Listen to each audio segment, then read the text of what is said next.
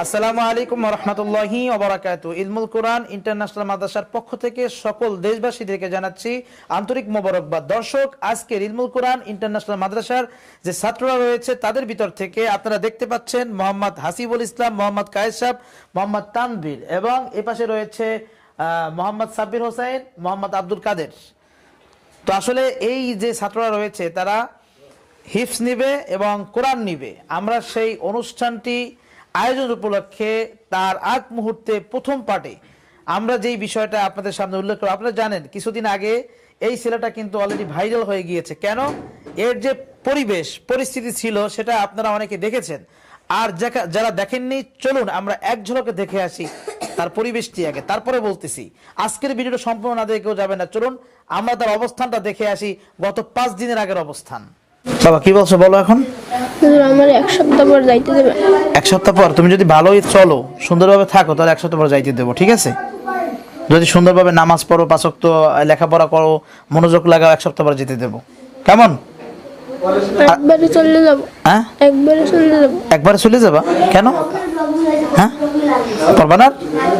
আচ্ছা, 1 সপ্তাহ পর চলে যাইতে টাকা দিয়ে দেবেন, আমি চলে যাব। 1 সপ্তাহ টাকা দেবো, চলে যাব, তাই তো যে আমাকে বললেন আপনি। আচ্ছা ঠিক আছে, তুমি 1 সপ্তাহ থাকো আগে। হ্যাঁ হ্যাঁ। দর্শক, আপনারা দেখে আসছেন গত 5 দিনের অবস্থান। গত 5 দিনে সে 5 দিন আগে কি অবস্থায় ছিল এই ছেলেটার, আজকের দেখেন তাকে আমরা কিভাবে 5 দিন পরে নিয়ে এসেছি। তো আসলে আমরা কিন্তু একটি চ্যালেঞ্জ নিয়েছিলাম যে আমরা অনেক রুগীকে ভালো করেছি, আমরা নেক্সটে একটা চ্যালেঞ্জ নিয়েছি যে এই রুগীকে আমাদেরকে ভালো করতেই হবে। সেই চ্যালেঞ্জ হাতে নিয়ে কিন্তু আমরা মাঠে নেমেছি, আর এবং ইনশাল্লাহ একদম সাকসেসের পথে কিন্তু আমরা হেঁটে হেঁটে যাচ্ছি। আচ্ছা, তোমার নাম কি? ইমাদউদ্দিন রাজিন। আচ্ছা, ইমাদউদ্দিন রাজিন, তুমি কি এখন কি তোমার বাড়ি যেতে মনে চায়? কেমন লাগে এখানে? ভালো লাগে। তুমি প্রথম দিন এসে কি করছালা? ভিডিওতে দর্শক সবাই দেখছে, কি করছালা? বাড়ি যাইতে চাইছি। কান্নাকাটি করছো, এখন কি বাড়ি যাইতে মনে চায় আর? আচ্ছা, যাই হোক, তুমি আসার পরে তোমার কোন কোন দিক এই মাদ্রাসায় ভালো লাগছে আর আগের মাদ্রাসায় ভালো লাগতো না, কোন কোন দিক একটু বলো তো। আগের মাদ্রাসা অনেক মারতো, আর এই মাদ্রাসা একটু মারে না। তাই? খাবার দাবার কেমন? ভালো। সবকিছু ভালো লাগে।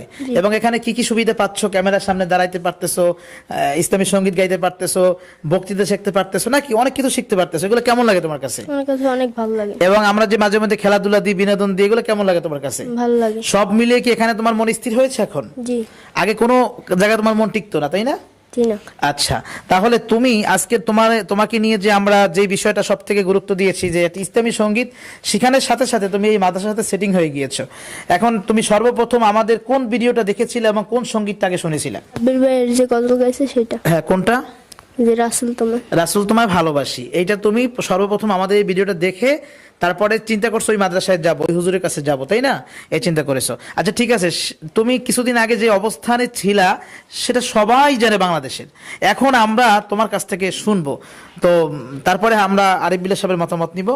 রাসূল তোমায় ভালোবাসি, মন হৃদয় উজাড় করে, বুকের মাঝে জ্বালায় আমার, দূর হবে তোমার দিদারে রাসূল, দূর হবে তোমার দিদারে।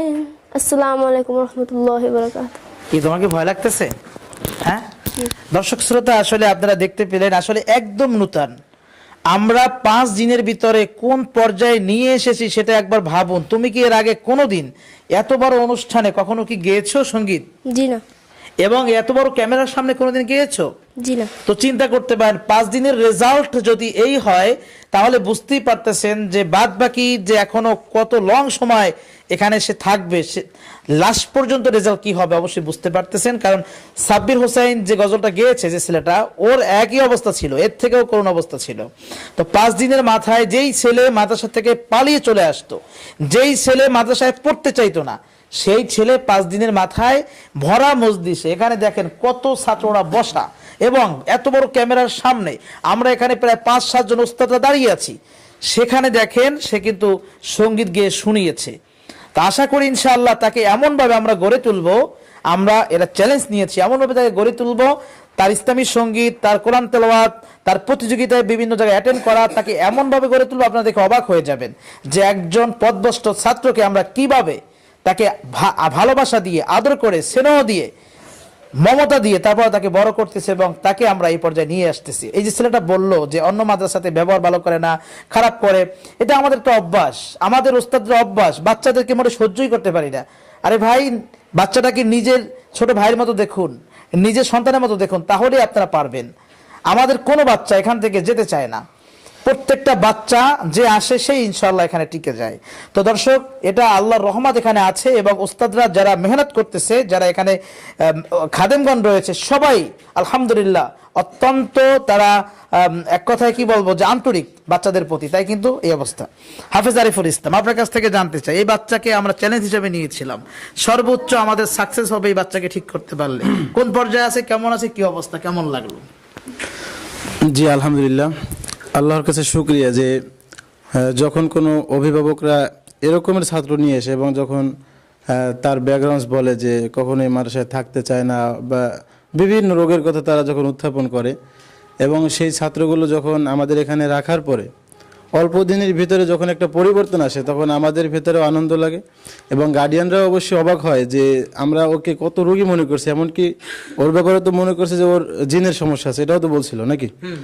তো সেই সমস্যা কিছুই না, এগুলো শুধুমাত্র অন্য জায়গায় ভালো লাগে না বিদায়। আজকে সেই ছাত্র যখন নিজের মুখে বলে যে আমার এখানে ভালো লাগে এবং অভিভাবকদের কাছে যখন বলে তাদের কাছেও অত্যন্ত আনন্দ লাগে। আর আজকে যে গজলটি গাইলো তো আমরা বেশি সময় দিতে পারিনি এখন পর্যন্ত, মাত্র অল্প কিছুদিন হলো আসলো, কিন্তু আশা করি দীর্ঘদিন যখন ও থাকবে ওর পেছনে আমরা যখন সময়টা আরও বেশি মেহনত করতে পারবো ইনশাআল্লাহ ভালো একটা পর্যায়ে চলে যাবে, আমি আশা করি ইনশাআল্লাহ। সকল দেশবাসীদের কাছে আমি ওর জন্য দোয়া চেয়েছিলাম, আপনাদের দোয়ার আসলে বদৌলতে আল্লাহ রাব্বুল আলামিন তাকে অনেক দূর নিয়ে যাবে। আশা করি আপনারা সবাই দোয়া করবেন। ওর আম্মু ওর আব্বু আমার হাত ধরে কেঁদেছে আজকের এই কাদার ফসল। আমি বলছি আল্লাহর কাছে কাঁদেন, তাহাজ্জুদের নামাজ পড়ে, আল্লাহ কবুল করবে আপনার ছেলেকে। তুমি পারবে না তোমার বাবা মার মুখে হাসি ফোটাতে? তুমি কি চাও তোমার বাবা মার মন খারাপ হোক বা অপমানিত হোক কোথাও? চাও না। তাহলে তোমার কি ইচ্ছা? ভালো একজন কোরআনের হাফেজ হও, আল্লাহ তোমার কবুল করুক। সকলে বলো ওর জন্য আমিন।